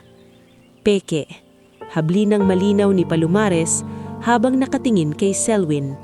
At dahil ginamit ito sa opisyal na pagdinig, irerekomenda ko ang kasong falsification at attempted fraud laban sa mga sangkot. Nagsimulang mag-ingay ang mga tao. Si Don Crispulo ay biglang tumayo. Hindi ako papayag. Akin ang lugar na iyon. Ako ang gumastos sa demolition. Ang ginastos mo, sabi ni Ate Nereza, ay hindi lisensya para magnakaw ng habilin ng patay at karapatan ng buhay. Napaupo si Don Crispulo, galit na galit ngunit wala nang masabi. Doon naman lumitaw ang karagdagang usapin laban kay Kapitan Rodolfo. Ipinakita ni Ginoong Abdon ang mga reklamo ng ilang dating nagbabakal bote na pinapaalis sila sa lugar kapag hindi kay Brando binibenta. May resibo rin ng barangay fuel expenses na ginamit umano para sa clearing operations, ngunit lumalabas na ginamit sa pagbabantay sa junk shop ni Brando tuwing may malaking delivery ng scrap. Kapitan, tanong ni Palomares, may paliwanag ka rito? Namula ang mukha ni Kapitan Rodolfo. Politika ito. Sinisiraan lang ako. Ngunit walang naniwala agad. Hindi pa man tapos ang formal na investigasyon, nakita na ng marami ang lamat sa imahe niyang matagal niyang inalagaan. Pagkatapos ng ilang oras na pagdinig, inilabas ni Ate Nereza ang pansamantalang desisyon. Ikinilala sina Dario at Luntian Magsalin bilang good faith finders ng Safebox. Ipinag-utusan na manatili ang ginto at mahalagang gamit sa Secure Estate Vault habang nakukumpleto ang probate at estate trust procedures. Ikinilala rin ang bisa ng sulat ni Doña Amalia Villaclara bilang guiding testamentary instruction, habang ang mas malawak na legal confirmation ay ipapasa sa regular court at estate administrator.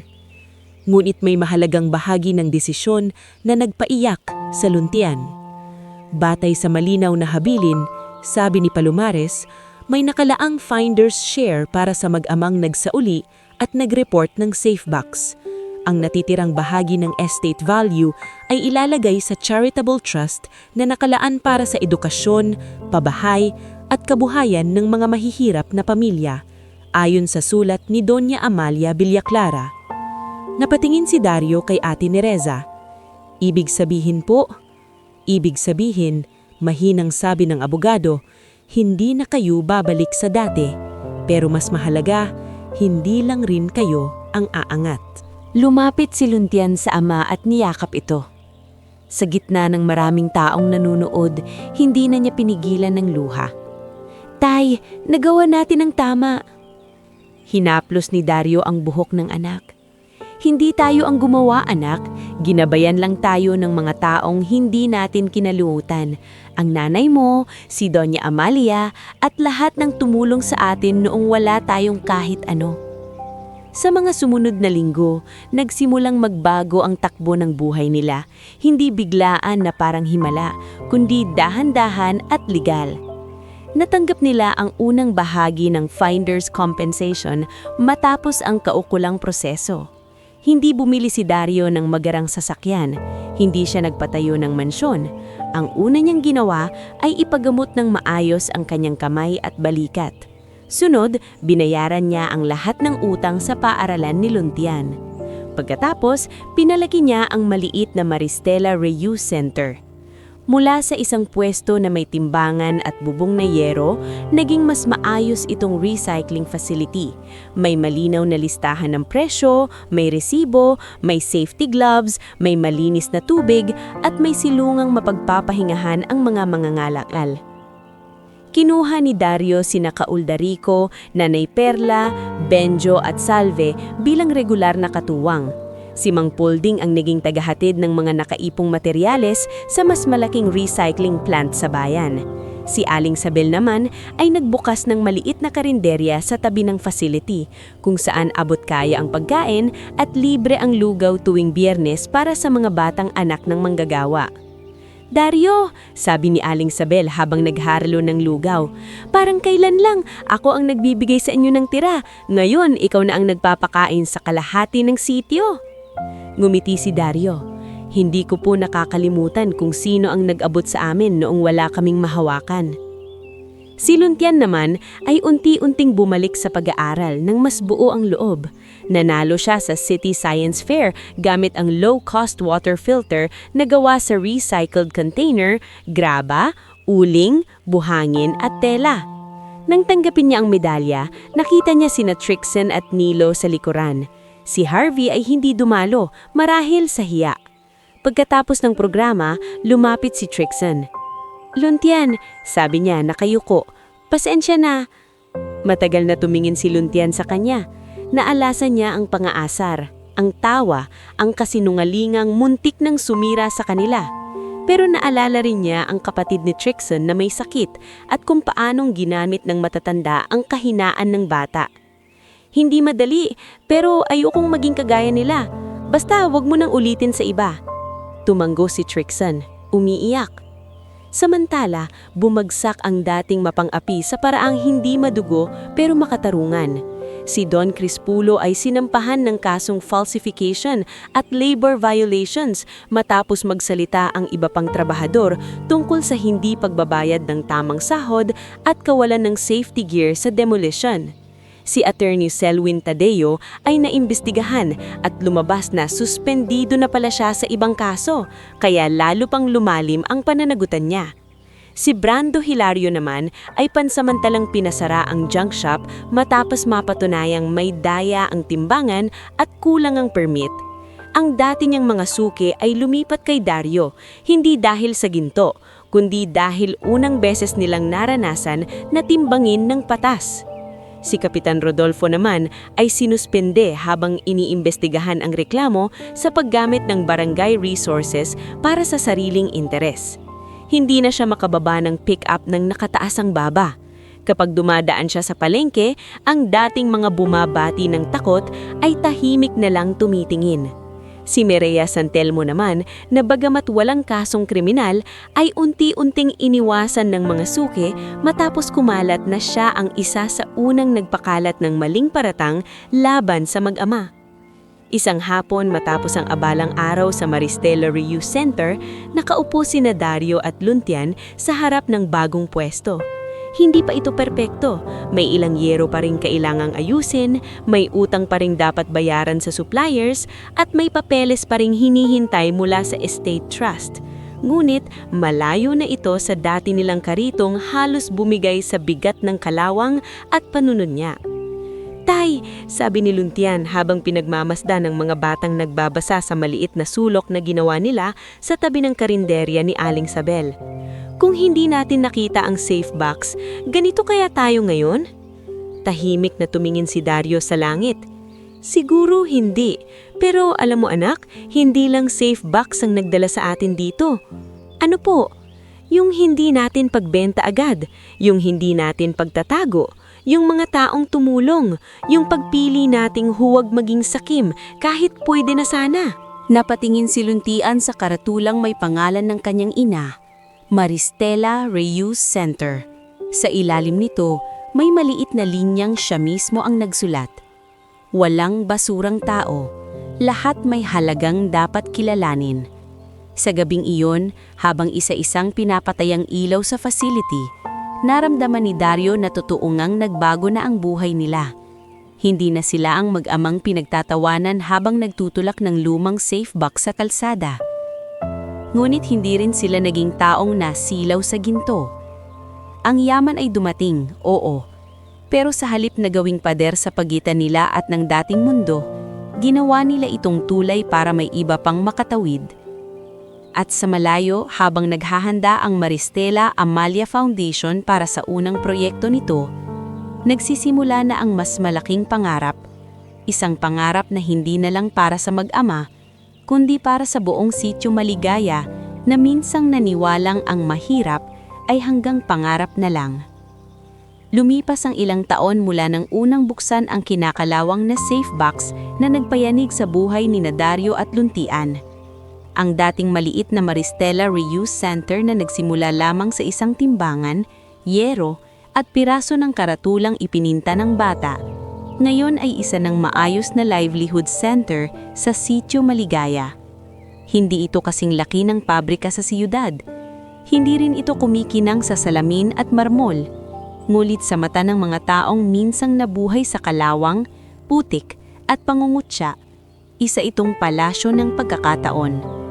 May malaking bubong na hindi tumutulo. May maayos na bodega para sa bote, bakal, plastik, karton at sirang pyesa. May malinaw na listahan ng presyo sa dingding upang walang maloko sa timbang. May maliit na klinik tuwing Sabado na pinangangasiwaan ni Doktora Farah at ng ilang volunteer nurse. May reading corner para sa mga bata kung saan makikita ang mga lumang libro na inayos ni Ginoong Abdon. Sa ilikod, may composting area at maliit na taniman ng gulay na inaalagaan ni Nanay Perla at Salve.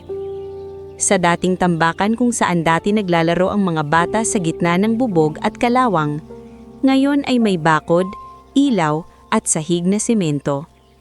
Ang mga dating nagbabakal bote, walang ID, walang proteksyon at walang tiyak na kita, ay may regular ng oras, safety gloves, bota at record ng sahod.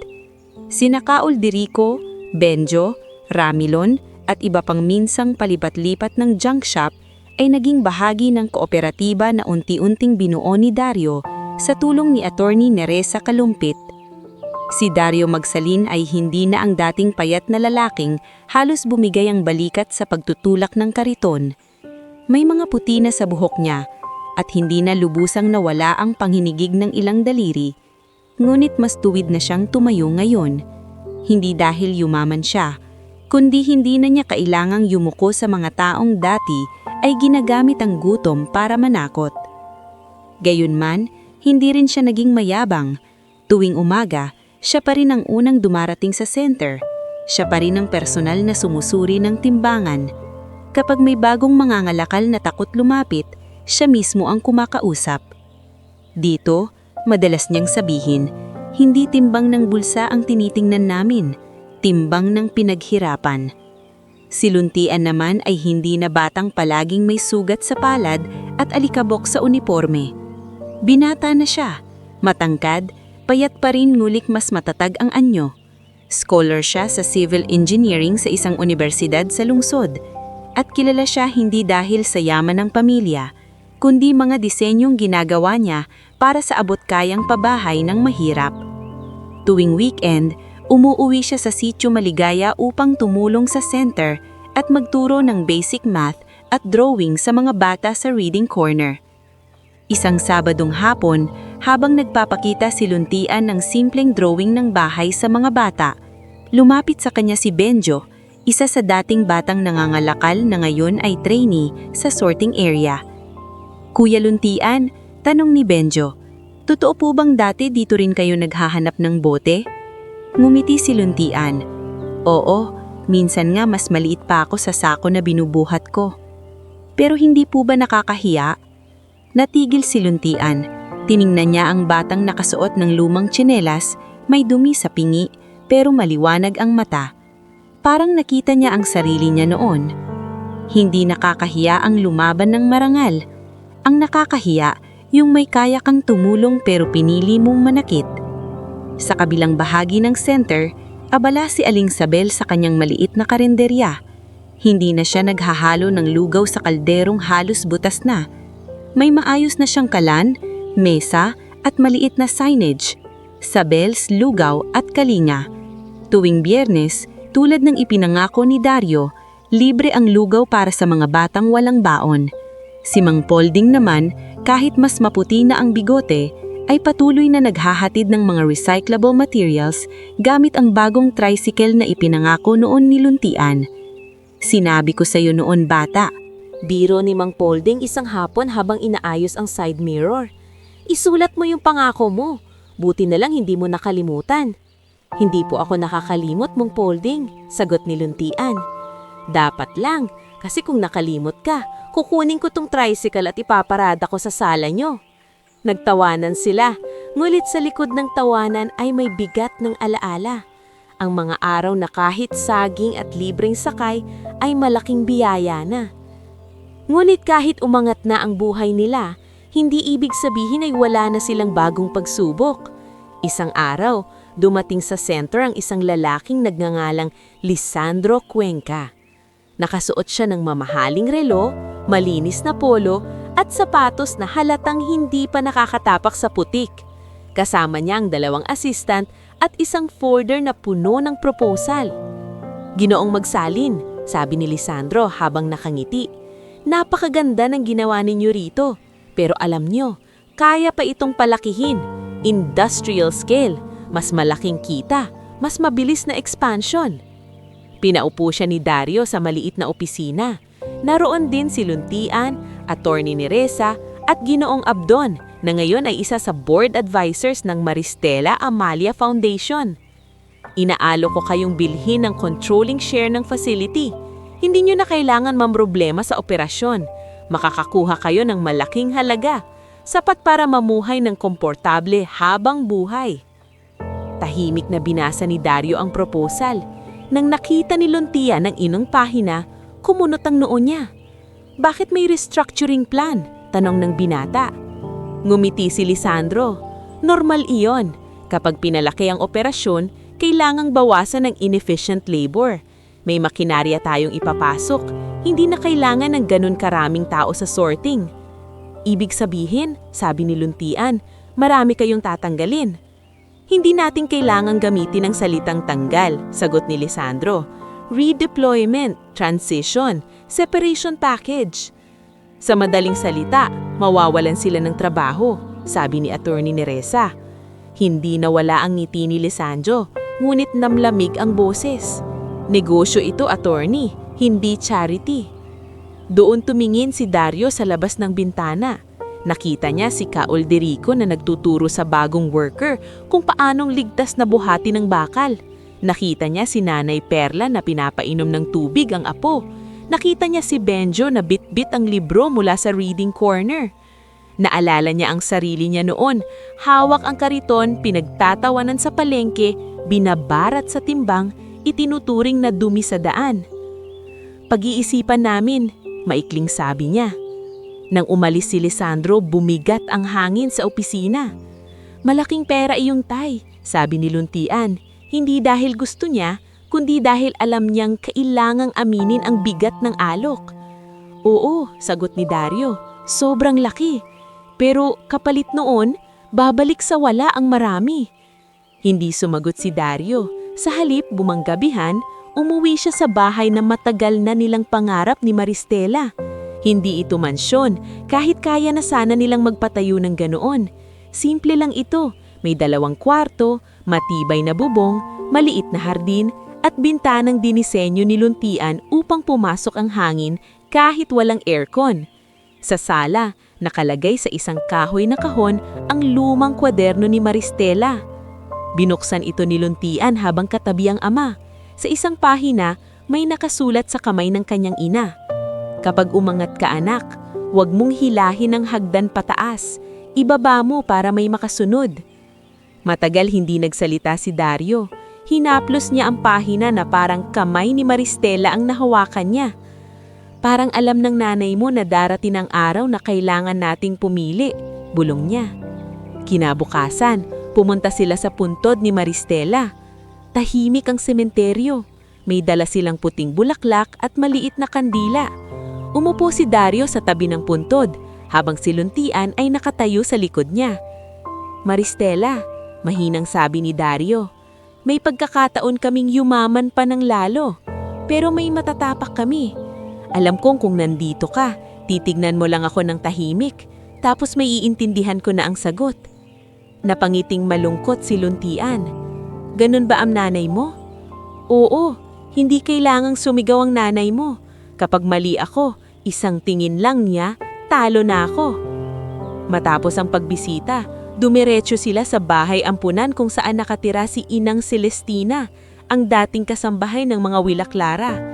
Mahina na ito ngayon, halos hindi na makatayo ng mag-isa, pero malino pa rin ang isip kapag tungkol sa Doña Amalia ang pinag-uusapan. Nahanap niyo ang ginto, pero hindi doon natapos ang bilin. Ang ginto ay binhi lang. Kapag itinanim sa tamang lupa, maraming kakain. Kapag itinago sa kahon, wala itong silbi kundi magpabigat. Doon nabuo ang desisyon ni Dario.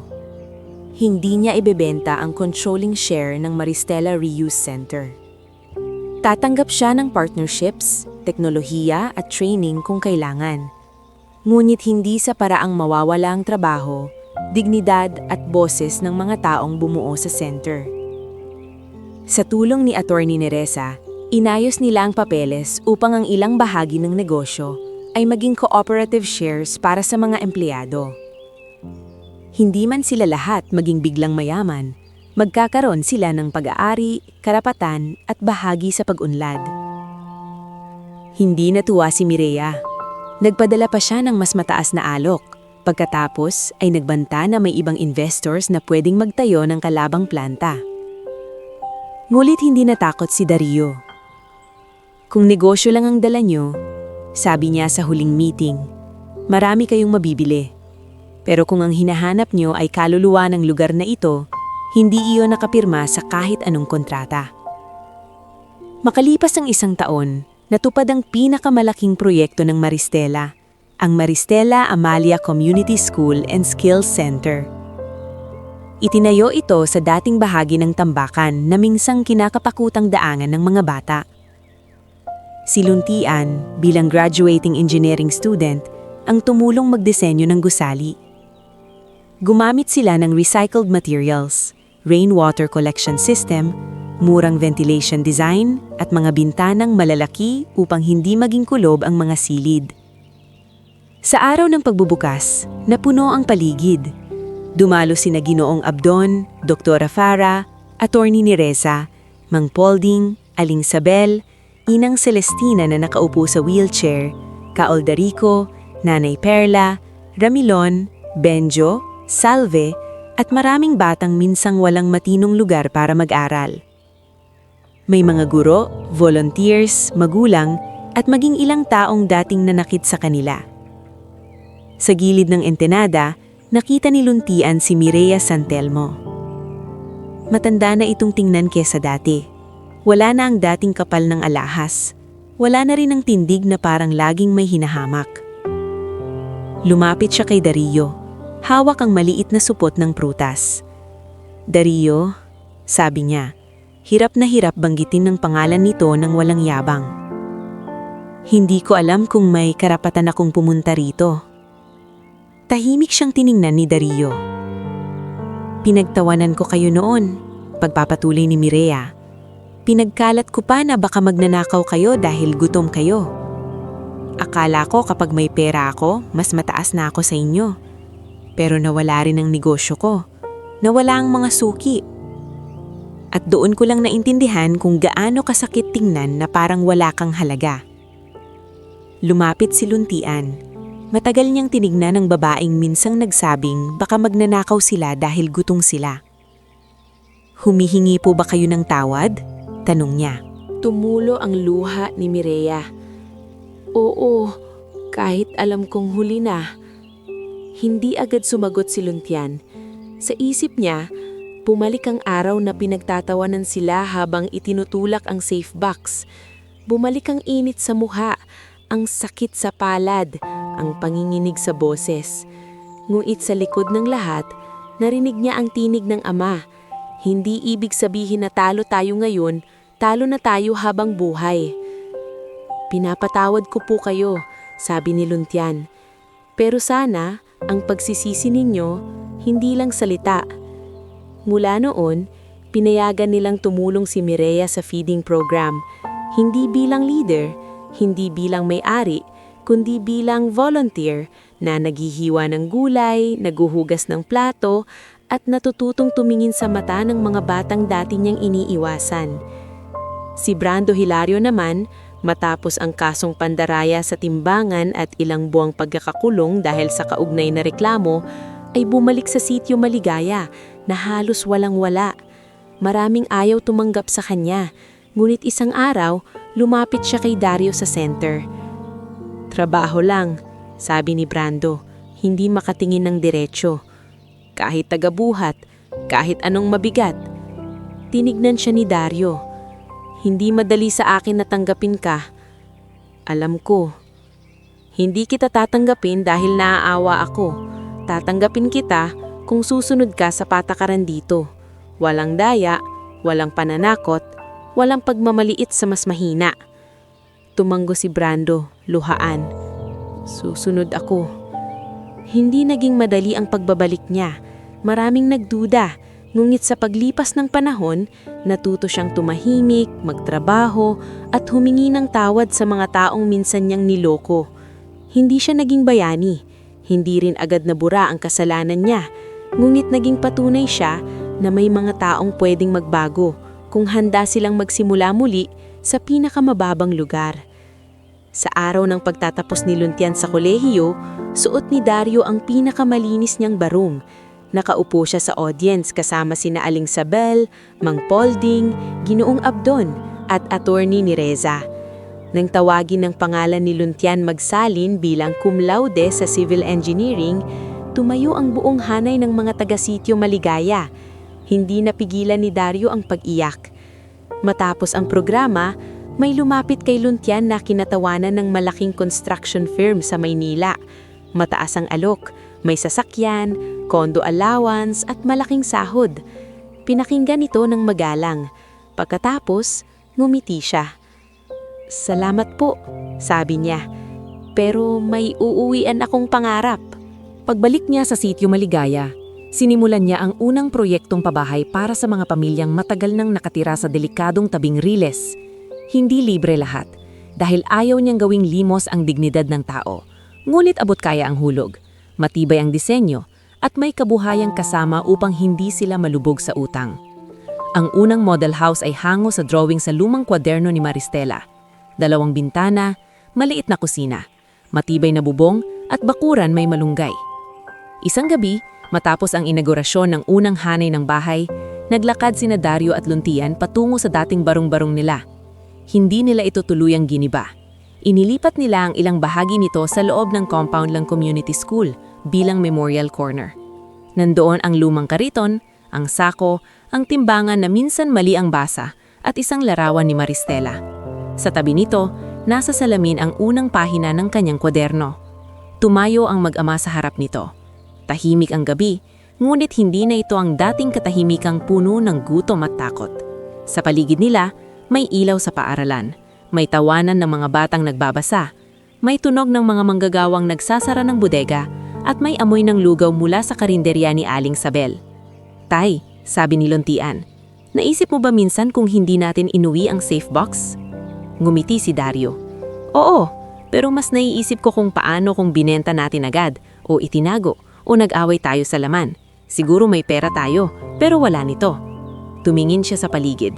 Wala ang mga batang nag-aaral, wala ang trabaho ng mga tao, wala ang bahay na itinatayo mo, wala ang pangalan ng nanay mo sa pader na yan. Hinawakan ni Luntian ang lumang kahoy ng kariton. Noon, ito ang nagtulak sa atin para mabuhay. At ngayon, sabi ni Dario, ang alaala nito ang nagtutulak sa atin para huwag makalimot. Sa huling bahagi ng gabi, bago sila umuwi, dumaan muna sila sa harap ng Maristela Amalia Community School. Nakasindi pa ang ilaw sa entrance. Sa pader, nakaukit ang mga salitang pinili ni Luntian. "Walang basurang tao. Lahat may halagang dapat kilalanin." Tumayo si Dario sa tabi ng anak. Ang dating mag-amang pinagtawanan habang itinutulak ang kinakalawang na safe box ay ngayon ay nakaharap sa paaralang itinayo mula sa katapatan, pagod at pagpapatawad. Hindi naging perpekto ang buhay nila. May sugat pa rin ang nakaraan. May mga pangarap na inabot ng ilang taon bago natupad, at may mga gabing naaalala pa rin nila ang gutom, ulan at pangungutya. Ngunit, malinaw ang wakas ng kanilang mahabang laban. Hindi sila nilamon ng yaman, hindi sila gumanti sa paraang mapansira, at hindi nila iniwan ang mga taang minsang kasama nilang nabuhay sa laylayan. Hinawakan ni Dario ang balikat ni Luntian. "Anak," sabi niya, malaling at payapa ang boses. "Noon, bakal at bote ang pinupulot natin para mabuhay. Ngayon, pangarap na ng iba ang tinutulungan nating buuin." Tumingin si Luntian sa ama, pagkatapos sa paaralan, sa center at sa mga ilaw ng mga bagong bahay sa malayo. Sa unang pagkakataon, hindi na niya inisip kung paano sila makakaligtas bukas. Ang iniisip niya na ngayon ay kung ilan pa ang matutulungan nilang makatawid. At sa ilalim ng tahimik na langit ng sitio Maligaya, ang ginto sa safe box ay matagal nang hindi ang pinakamahalagang natagpuan nila. Ang tunay na yaman ay ang dangal na hindi nila ipinagbili, ang alaala ng mga taong gumabay sa kanila at ang kinabukasan na binuksan nila para sa mga batang minsang naniniwalang ang buhay nila ay hanggang tambakan lang.